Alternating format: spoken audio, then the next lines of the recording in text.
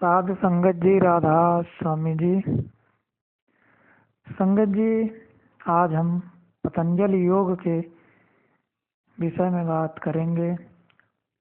हम विश्व के प्रमुख धर्मों के बारे में तुलनात्मक अध्ययन कर रहे हैं। उसी के विषय में उसी में आगे बढ़ते हुए आज हम पतंजलि योग के विषय में बात करेंगे। संगत जी, यह योग विधि पतंजल मुनि द्वारा की गई वेदों की व्याख्या के अनुसार है। यह सतगुरुओं की विधि का भाग नहीं है, क्योंकि पूर्वी देशों के छात्र इससे भली भांति परिचित हैं। इसीलिए हम यहाँ इसकी चर्चा कर रहे हैं। परंतु हम सभी जिज्ञासुओं को सावधान करते हैं कि एक सच्चे योगी के निर्देशों के बिना इसका अभ्यास ना करें। इसमें कई खतरे हैं। इस योग के 8 अंग हैं। पहला यम, संयम। यम के अंतर्गत आता है यम। पहला यम है। इसी के अंतर्गत संयम, पशुओं अथवा मनुष्यों के साथ अहिंसा, सत्य का पालन, ईमानदारी, इंद्रिय संयम, स्वयं भेंट स्वीकार न करना, बल्कि खुले मन से सब जरूरतमंदों को दान देना। नियम 2, आंतरिक तथा बाहरी शुद्धि, स्वाध्याय, पूजा अर्चना। नियम 3, सही आसन में बैठना, शरीर सीधा तथा मन का पूर्ण रूप से स्थिर अवस्था में होना।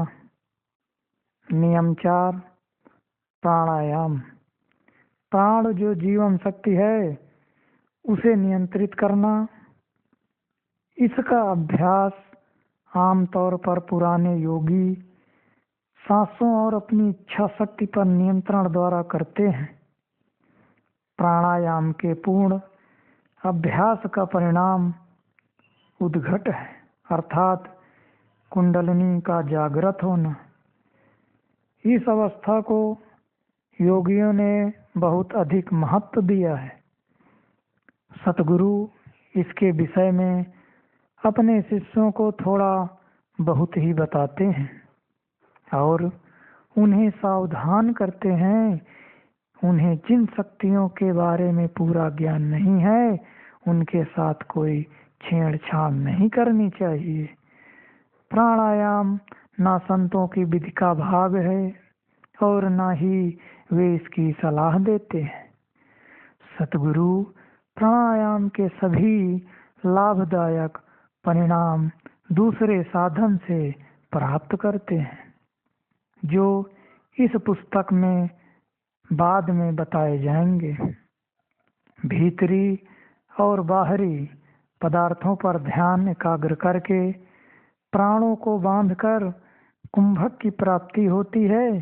यह माना जाता है कि इससे चित्त के सारे आवरण उतर जाते हैं और एक बिंदु पर एकाग्रता प्राप्त हो जाती है।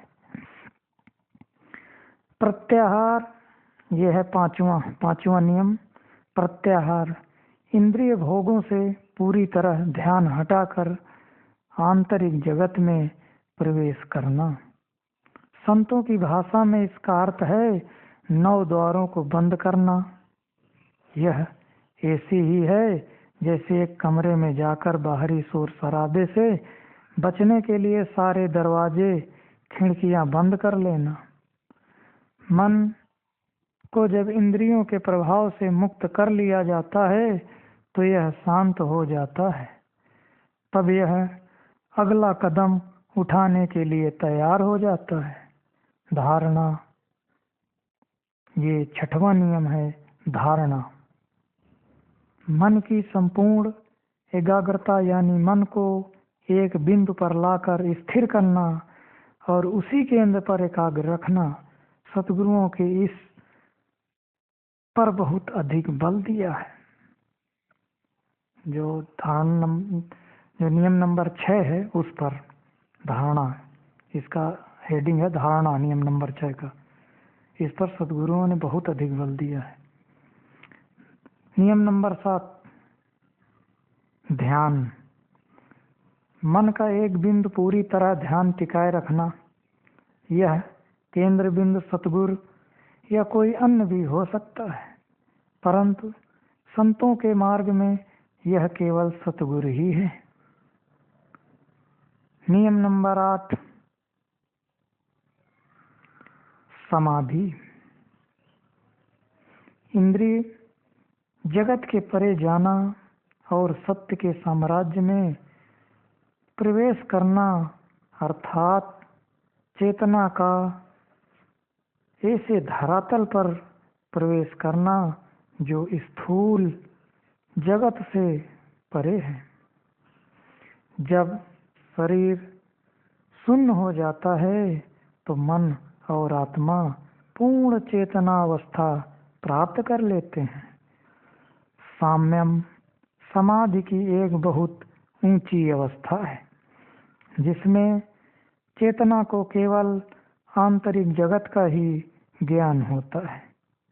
इसी पड़ाव पर जिज्ञासु को ब्रह्मांड के गुप्त रहस्यों का ज्ञान होता है। तब शिष्य के सामने सारा जगत शीशे की तरह पारदर्शी और स्पष्ट हो जाता है और उसके सामने सारा ज्ञान शुद्ध रूप से प्रकट हो जाता है। यही शुद्ध साम्यम है। परंतु इससे परे भी चेतना की एक अवस्था है, इसे निर्विकल्प कहा जाता है। यह मन की ऐसी अपरिवर्तनशील अवस्था है जिसमें जीव समय की सीमाओं से ऊपर उठ जाता है और परिपूर्ण होते हुए भी स्वयं परिवर्तित नहीं होता। वेदांतियों के योग द्वारा यहीं तक पहुंचा जा सकता है। संतों के मार्ग पर चलते हुए जिज्ञासु निर्विकल्प से भी ऊपर उठकर उस अवस्था में पहुंचता है जहां मन की कोई जरूरत नहीं रहती। मन का साथ छूट जाता है। निर्मल हुई आत्मा को किसी भी अन्य साधन का सहारा लिए बिना प्रत्यक्ष अनुभव द्वारा ज्ञान प्राप्त हो जाता है। परंतु यह अवस्था तभी प्राप्त हो सकती है जब आत्मा मन और माया के दायरे से ऊपर और परे चली जाती है, यहाँ तक कि ब्रह्मांडी मन से भी परे। उच्च उपलब्धियों की प्राप्ति के लिए मन की एक ऐसी अलौकिक अवस्था है जिस पर वेदांतियों ने काफी बल दिया है। यह अवस्था तभी प्राप्त हो सकती है जब मन किसी तरह की विरोधी या बुरी आदतों से अशांत नहीं होता। इनके द्वारा हमला किए जाने पर भी मन उसी तरह चिंता रहित तथा शांत रहता है जैसे ठहरा हुआ जल। तब किसी प्रकार की बाधा नहीं रहती, कोई वैर विरोध नहीं रहता, यहाँ तक कि विचारों में भी नहीं। मन की शांत सतह पर घृणा, भय और क्रोध की कोई तरंग नहीं उठती। ज्ञानियों ने इस ऊंची अवस्था को तितिक्षा कहा है।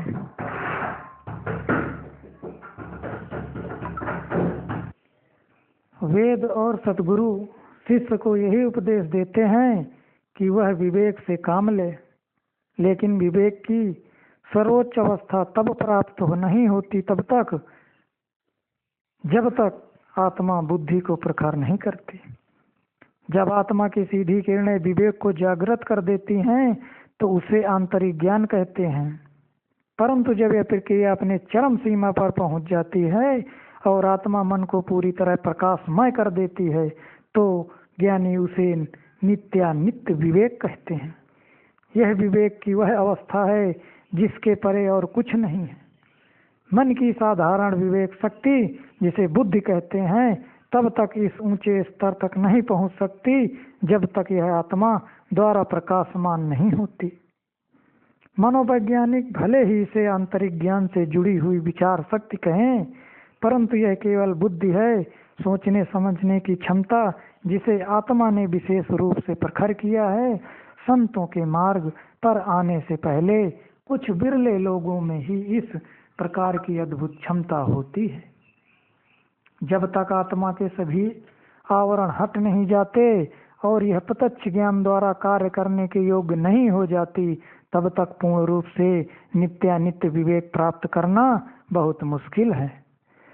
आत्मा पर मन की एक झीनी परत के रहते हुए भी इस अवस्था का अनुभव होने लगता है, परंतु सही अर्थों में प्रत्यक्ष यानी सीधा और असली ज्ञान तभी प्राप्त होता है जब आत्मा आंतरिक ज्ञान में रुकावट पैदा करने वाले सूक्ष्म स्थूल तत्व के दायरे से ऊपर उठ जाती है।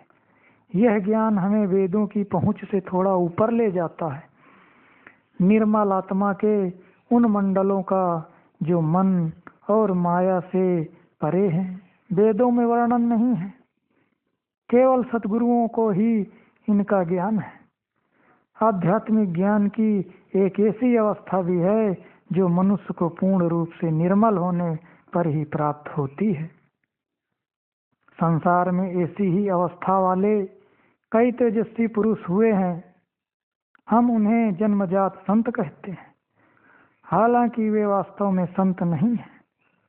जब किसी मनुष्य के मन में कोई बुरे विचार नहीं आते, जब वह सांसारिक वस्तुओं से मोह नहीं रखता और न ही अपनी संतुष्टि के लिए इंद्रिय सुख की इच्छा रखता है, ऐसा मनुष्य सहज रूप से आध्यात्मिक ज्ञान की उस उच्च अवस्था को प्राप्त कर लेता है जिसे ज्ञानी जनों ने प्रतिभा कहा है। यह वह प्रकाश है जो एक प्रतिभाशाली व्यक्ति जैसे कवि, कलाकार और किसी उदार व्यक्ति में देखने को मिलते हैं, परंतु ऐसी प्रतिभा जन्मजात होती है। केवल सोचने मात्र से यह अवस्था प्राप्त नहीं हो सकती। उक्त श्रेणी के लोगों का उन महान आत्माओं के साथ गहरा संबंध होता है जो ज्ञान और प्रकाश का प्रसार करती है। इसे धर्म मेघ कहते हैं। ऐसी आत्मा स्वाभाविक रूप से प्रकाश और नेकी का लिबास पहने नजर आती है। इसे नेकी का बादल धर्म मेघ कहते हैं। ऐसा महान आत्मा जहाँ कहीं भी जाती है, इस प्रकाशमान चोले को धारण किए रहती है। सूक्ष्म दृष्टि रखने वाले सभी लोग उसे देख सकते हैं, परंतु ऐसे लोग बहुत कम हैं। अहिंसा मन की वह प्रवृत्ति है जिसे धारण करने वाला इंसान जानबूझकर किसी को किसी भी प्रकार की मानसिक अथवा शारीरिक पीड़ा नहीं पहुंचाता। यह श्रेष्ठ सद्गुण है। आध्यात्मिक मार्ग पर आगे बढ़ने के लिए यह एक निर्णायक कदम है। जिसने इसे प्राप्त कर लिया वह परमात्मा के साम्राज्य के समीप है। अभाव योग का वह स्वरूप है जिसमें योगी अपने आप को शून्य समझता है, अर्थात कुछ भी नहीं, जिसमें कोई प्रशंसनीय गुण नहीं है और जो हर तरह के अभिमान से रहित है। यह एक अच्छा परंतु नकारात्मक गुण है। यह बर्तन को साफ तो करता है परंतु इसमें कुछ डालता नहीं। इसके पश्चात योग की एक और ऊंची अवस्था आती है जिसे महायोग कहते हैं। इसका अर्थ है मन की वह अलौकिक अवस्था जिसमें योगी अपने आप को केवल शून्य ही नहीं देखता बल्कि परमात्मा के साथ एकात्म मुक्त और परम आनंद में लीन देखता है। इस अवस्था को पूर्ण विनम्रता के जरिए ही प्राप्त किया जा सकता है, अन्यथा इसके बारे में सोचना भी व्यर्थ है। देश काल निमित्त अर्थात स्थान समय और कारण, इन तीनों को समझना जरूरी है। इन्हीं से ब्रह्मांड की रचना और व्यवस्था हुई है, परंतु हो सकता है कि इनसे ऊपर भी आध्यात्मिक मंडल हैं जहाँ ये तीनों सीमाएं निरर्थक हो जाती हैं। सदगुरु अच्छी तरह से जानते हैं कि सर्वोच्च लोके में समय और स्थान का कोई अस्तित्व नहीं है। इससे पता चलता है कि ये सीमाएं केवल भौतिक जगत के लिए हैं। सभी घटनाएं और वस्तुएं जिन्हें हम समय और स्थान के दायरे में देखते हैं, ऊंचे मंडलों में हमेशा समान रूप से दिखाई देती हैं। इस तरह ये दो बाधाएं जो हमें यहाँ बांधे रखती हैं, समाप्त हो जाती हैं। समय और स्थान में पूर्ण सत्य नहीं है। यह हमारा वस्तुओं और घटनाओं को अलग करने का केवल एक तरीका है। परंतु जब हम मुक्त हो जाते हैं तो स्वाभाविक रूप से ये सीमाएं भी खत्म हो जाती हैं।